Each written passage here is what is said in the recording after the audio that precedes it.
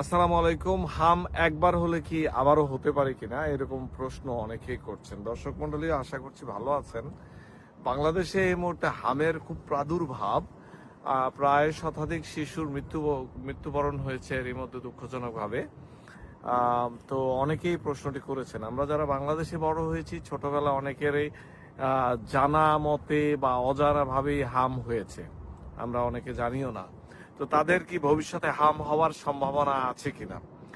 হাম একবার হয়ে গেলে তো প্রাকৃতিক ভাবেই শরীর অ্যান্টিবডি বা রোগ প্রতিরোধ ক্ষমতা তৈরি করে। কারো কারো ক্ষেত্রে এই প্রাকৃতিক অ্যান্টিবডি সারা জীবনই থাকে, বেশিরভাগ ক্ষেত্রে। অল্প একটু অংশের যাদের এই অ্যান্টিবডিটা আস্তে আস্তে বয়সের সাথে সাথে কমে যায় বা সম্ভাবনা থাকে। তো সেই ক্ষেত্রে কি করার?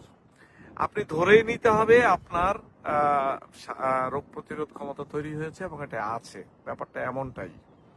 অল্প কিছু অংশ, তাদের জন্য টেনশনের কিছু নাই। আপনার যদি রোগ প্রতিরোধ ক্ষমতা কম থাকে, আপনার যদি ডায়াবেটিস থাকে, অথবা আপনি যদি কিমোথেরাপি নিচ্ছেন, ট্রান্সপ্ল্যান্ট ওষুধ নিচ্ছেন, এরকম যদি হয়, শ্বাসকষ্ট আছে, হৃদরোগ আছে, সেই ক্ষেত্রে আপনার আগে হাম হয়ে থাকলেও আপনি বীর দর্পে হামের রোগীর সামনে দিয়ে ঘুরবেন, সেটা ঠিক নয়।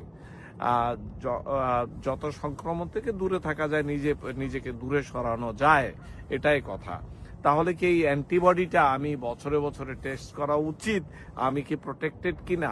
আপনি যদি হেলথ কেয়ার ওয়ার্কার না হন, হাই রিস্ক প্রফেশনে না থাকেন, তাহলে এই রক্তে অ্যান্টিবডিটা চেক করার কোনো প্রয়োজন নাই। আর এই ধরনের মানুষ যারা হাই রিস্ক প্রফেশনে আছেন, তারা যেহেতু সেবা দিতে হবে রোগীকে, তাদের ক্ষেত্রে আমেরিকান আর স্বাস্থ্যবিজ্ঞান বলে বছরে একবার এই অ্যান্টিবডি টাইটার দেখা উচিত। যদি কম থাকে তাদেরকে টিকা দিয়ে তাদেরকে মাঠে প্রস্তুত করানো হয়, এটাই নিয়ম। এক কথায় হাম একবার হলে সাধারণত হাম দ্বিতীয়বার হয় না।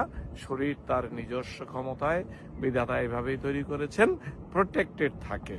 ভালো থাকুন, সুস্থ থাকুন। আসসালামু আলাইকুম।